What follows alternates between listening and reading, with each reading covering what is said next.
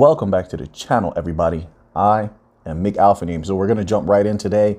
We're going to go over some more bank numbers, as I told you we would. We're going to follow up on some banks that I said we wanted to look into, that we should look into. We always want to know the numbers, how much capital is flowing through these banks, how much capital is flowing through these corridors, these banks that XRP has attachment to, or XLM or Algorand, any of these banks. We're going to do a few, actually. So we're going to start off with some XRP attached banks. Then we have an Algorand attached bank. We'll progress through. Then we have a little bit of stellar news later. OK, so if you remember where we left off with bank numbers, we were talking about Attijariwaffa, right? That was one. We also were going over QNB. We'll get back to QNB a little bit later.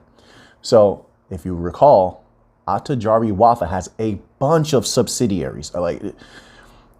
There are banks such as the one we're about to talk about now, Attijariwaffa Bank Europe. Then they have other banks that they just, I believe they're just in association with, but within their network. But they also have those listed on their website also. We might get to some of those later. For now, let's start with Attijariwaffa Bank Europe. And this is from one of their financial documents. It's from the banks.eu, okay? And here we're going to go to the sections titled Financial Positions, Total Assets. So this is the total assets of Attijariwaffa Bank Europe in 2021, just so we can get an idea of the capital we're talking about. Then once, as I always say, you can take that, add that to your calculations. I mean, at this point, we're just talking about massive money across the board. Whenever we think about XRP, we're dealing with factual information. All right. And we're talking about trillions of dollars, which obviously I think logically would scale if we're talking about over moving trillions of dollars per day at some point. And I believe that, yeah, I do believe XRP can do that. So if we're talking about that logically, we're talking about per year, quadrillions at some point. I'm not saying it has to happen immediately. I'm saying over time, logically speaking, everything in degrees. OK, but that's quadrillions of dollars at some point. This is exactly why you see a lot of individuals who say, well, the price of XRP is just going to keep going up. For a moment in time, it may be like that. It may seem like that because the price is just going to theoretically could begin to skyrocket. And when people think that it's going to stop, it can continue to go as more and more banks continue to utilize XRP in a variety of ways. Payroll, interbank payments are going to be huge. Cross-border payments, of course, real estate value flowing across XRP. I mean, so it's going to seem like theoretically it could. All right. No guarantees. I'm not a financial advisor. This is not financial advice, but when you're looking at these numbers, we'll get into it. Bear with me. It could for a while seem like the price would, when they flip the switch, continuously be going up. All theoretical, of course, but I mean, I'm trying to operate with logic here. And when you're dealing with numbers like this, I just don't see how that price is not exploding. I just don't see it. So let's go here. It says financial positions, total assets 2021, 784.72 million euro. Oh my gosh. I don't think you're getting it. Let me say it. Listen, we went over Attijariwaffa of Morocco that last video where we went over bank numbers. That was Morocco's. This is Europe's. Think about all that together, all that delicious, muy linda, that beautiful capital all together. And here's the craziest part. This is only Attijariwaffa. This is not including QNB, SBI Remit, all the supervisory entities, the central banks. This is not including Santander, Bank of America, MasterCard. This is not including all of those. It's unbelievable when you think about it. Oh, my goodness. Anyway, one more time, because it's so good. 784.72 million euros. Unbelievable. It says in 2021, total assets of Attijariwaffa Bank Europe were 784.72 million euro. Growth compared to the previous period in 2020 was 15.79%. That is healthy growth. This is what I love about the MENA region banks also. They are all experiencing exponential growth, and Ripple is in deep with them. Says the evolution of total assets of Attijariwaffa Bank Europe is shown on chart 1 below. So now let's move forward here, okay? And before we proceed, I just want to talk about the yen. So here we have a translator on Google where it shows that 1 trillion yen is equivalent to just about $7,213,000,000, right? 7 billion. Okay. So let's keep that in mind when we're talking about yen. All right. Now let's go here. So, of course, recently I was talking about SBI, SBI Remit and all of their other factions. And so I pulled up one of their annual reports. We need to get an update on them, see what's going on with the money there. And so we have this integrated report 2022 here. It says becoming a next generation financial platform provider in the digital space era. This is from sbigroup.co.jp. So it says here, the SBI Group strives to become a next generation financial platform capable of using a variety of new technologies centered on blockchain. This is another reason why they believe, with all their massive influence, that every bank in Japan will be utilizing XRP. This is what the head of SBI Remit said. So it says, we are working to realize this vision through initiatives in 4 areas. The first area is security tokens. Security tokens, that's going to be a lot of money, right? Which are financial products of the next generation. Group companies have already created track records in this area, including the first security token offering, STO, of corporate type bond, STs, for general investors in Japan, as well as a public offering of asset-backed STs in 2021. In addition, as part of our efforts to establish Japan's first secondary market for ST, we established the Osaka Digital Exchange. So you see where this is all going, right? Now, I want to go here. In my search for financial information about SBI Remit, I saw a lot of articles talking about something called Shinsei. So I said to myself, what is Shinsei? I looked into these articles, and apparently it's Shinsei Bank. Well, I have this document here, and this is from the Integrated Report 2022, right? And it says, organic combination of management resources of the SBI Group and the Shinsei Bank Group, which is, so we're going to have to look into that as well. And it says, Shinsei Bank was added to SBI Group. Listen, if Shinsei Bank was added to SBI Group and SBI is in love with XRP, can we go out on a limb and possibly fathom that they may also use XRP? I think that's logical. I think that's within reason. Let's continue on here. The Shinsei Bank Group has a customer base of over 8 million as of March 31st, 2022. And the SBI Group has expanded its customer base to over 42 million as of March 31st, 2022. That's a lot of customers. It's a lot of capital. This has led to the inclusion of non-banking related businesses, including consumer finance, into the business portfolio, which the SBI Group has not had until now. Shinsei Bank, here we go. Remember, we talked about yen, right? We gave you an idea. Shinsei Bank, get a load of this. Oh my goodness. Shinsei Bank total assets held is 10,311.4 billion yen. That's a few $billion. It's looking real good. This is one. This is one bank. I'm loving it. Oh my goodness. It's only going to expand exponentially. Keep that in mind. XRP is going to move so much different types of value, as we just read before. They're even trying to do the tokenization of securities. Of course, there's going to be the tokenization of real estate, tokenization of debt. I mean, so much value stands to flow across the XRPL. My goodness. But let's continue on here. It says, which has expanded, Shinsei Bank, which has expanded the SBI Group's total assets to a mind-blowing 17,838 billion yen. That is a delicious amount of billions of US dollars. Delicious amount. So it says, although the SBI Group and the Shinsei Bank Group offer a diverse range of financial services, we believe that the two business portfolios are highly complementary, as shown in the figure below. By organically combining the management resources of both groups, we seek to become a larger, integrated, and more competitive financial group.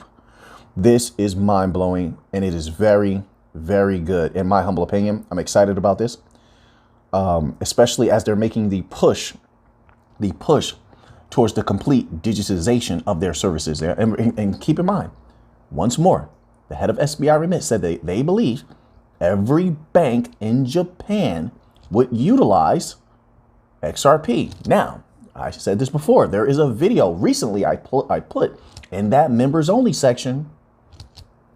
I would encourage, you don't have to, but I would encourage, check that out, hit the join button, become a member. It supports the channel. First of all, it allows me to do research like this. But you want to watch that video.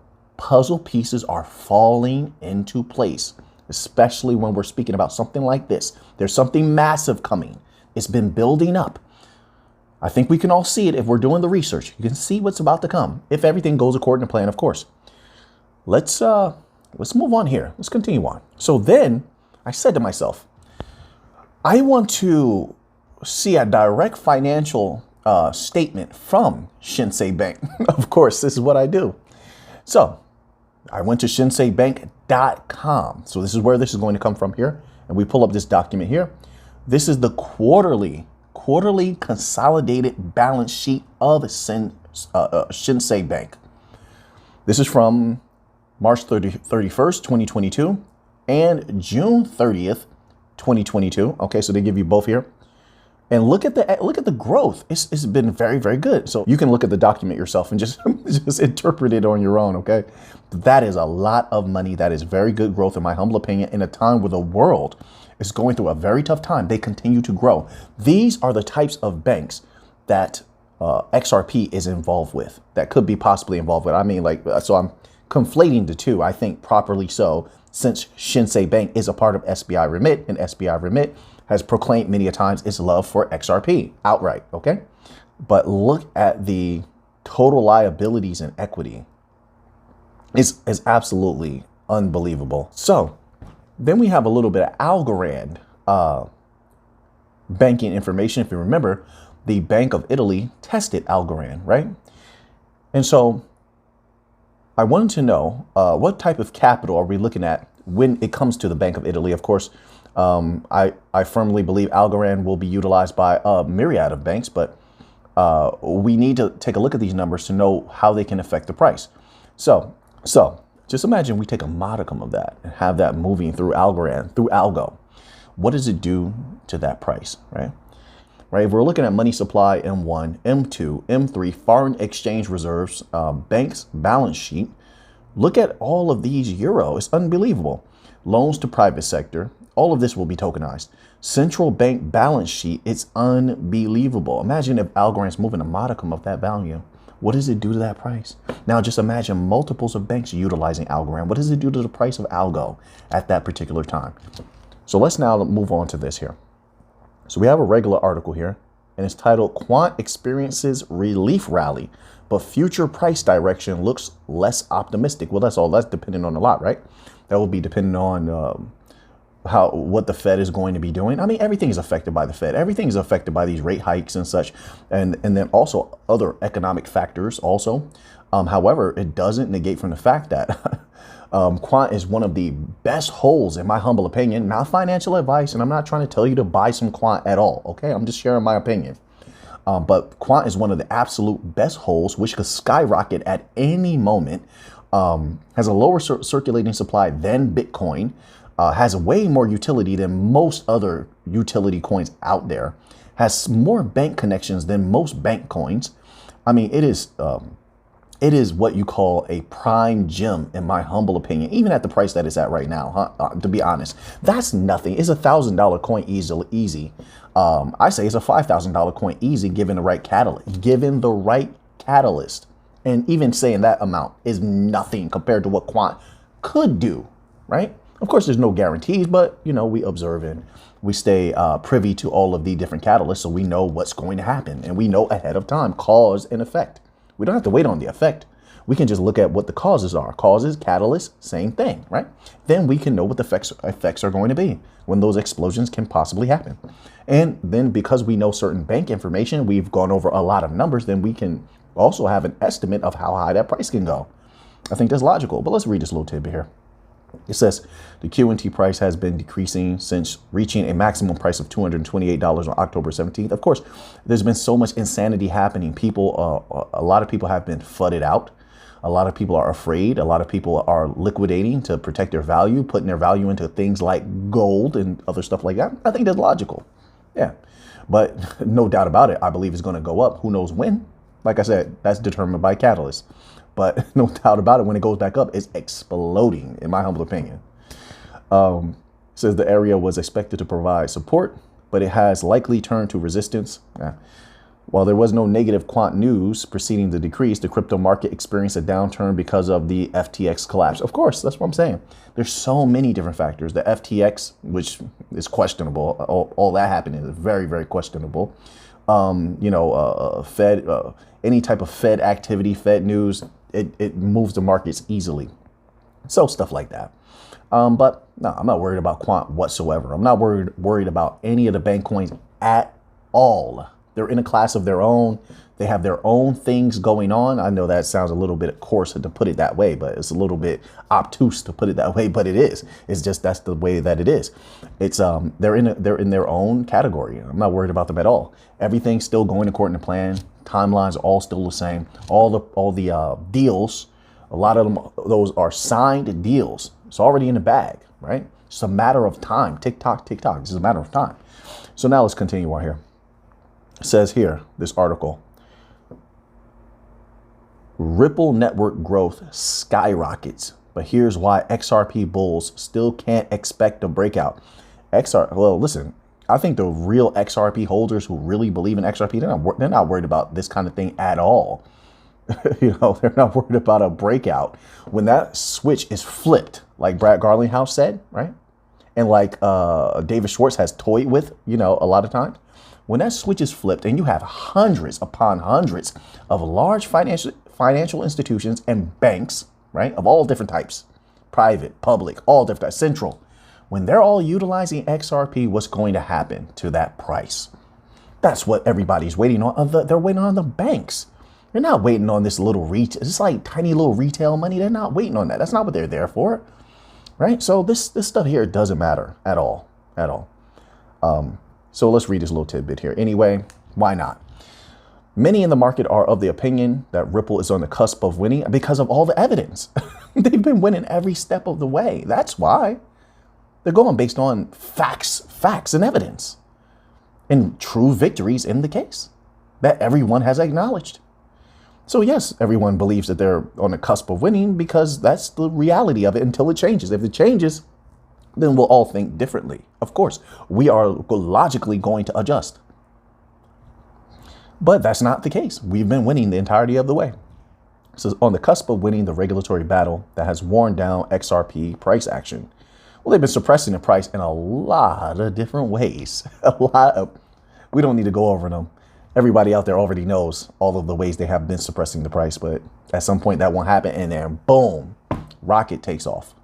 In my humble opinion, is amid heightened anticipation of a win against the U.S. Securities Exchange Commission, XRP's price rallied by nearly 15%. You haven't seen anything yet. You haven't seen anything. It's just wait until it's closer to absolute victory. Just wait until there's even a hint of getting that word. Who was it? One of the lawyers said around March. Then I think Brad Garlinghouse also said around February or March, maybe it might end. Those are the time periods. Of course, that could change. And we have heard the SEC has methods. They haven't reached into that bag yet to pull it out. But we have heard that they have methods to drag things out longer in certain cases. Hopefully not this one.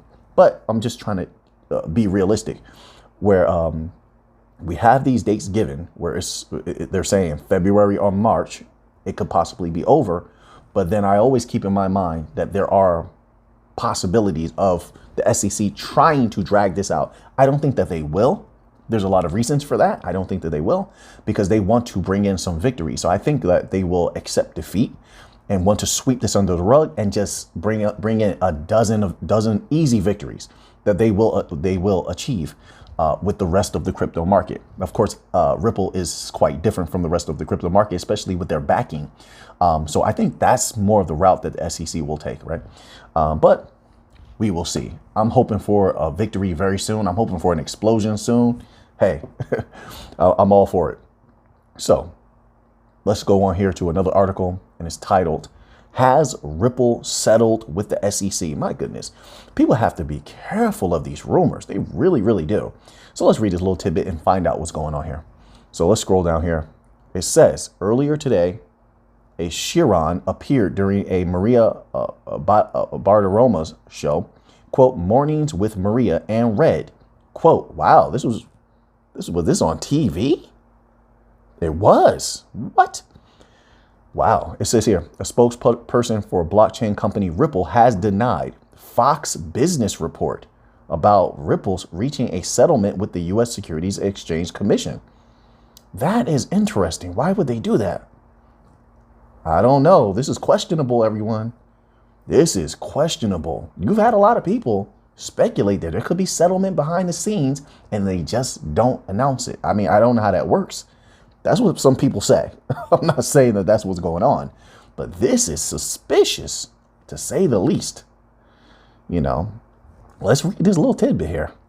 So they read on the morning show, quote, "SEC versus Ripple settlement expected tomorrow." That is strange. Wow. Let's keep going. It says the bombshell Chiron aired during an interview with Bitcoin advocate Natalie Brunell.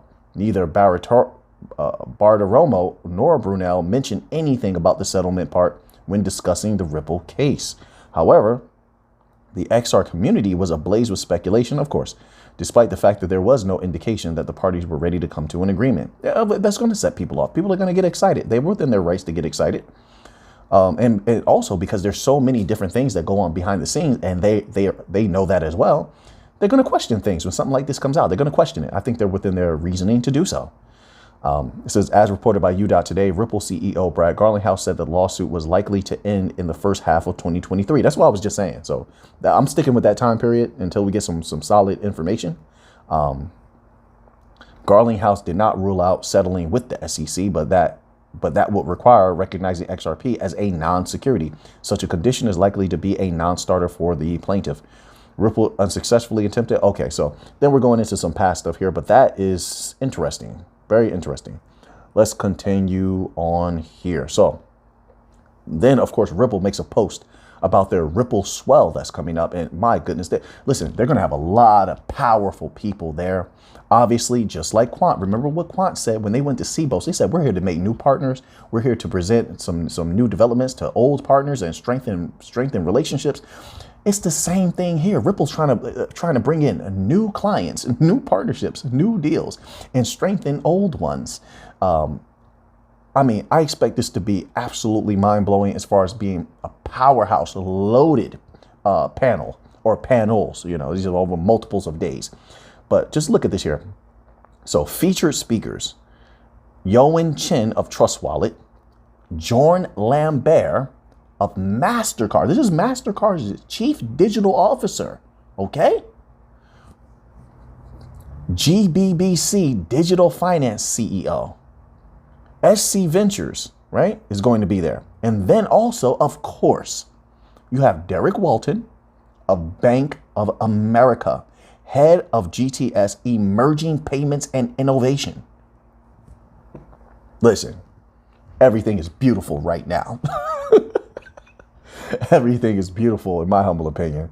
I'm feeling great. I'm feeling good and great. Wait, can you feel good and great? It's like the same thing, right? But you get what I'm saying, right? Oh, man. So I'm expecting a lot of big information to come out of Ripple Swell. Hopefully there will be. We'll take a look at some video footage from there, read some transcripts, some PDFs if anything is put out. But of course, there's always the possibility of huge announcements happen at these events. So that's also really, really good. So now let's continue on here. So then we have a little bit of Stellar news. Stellar continuing forward.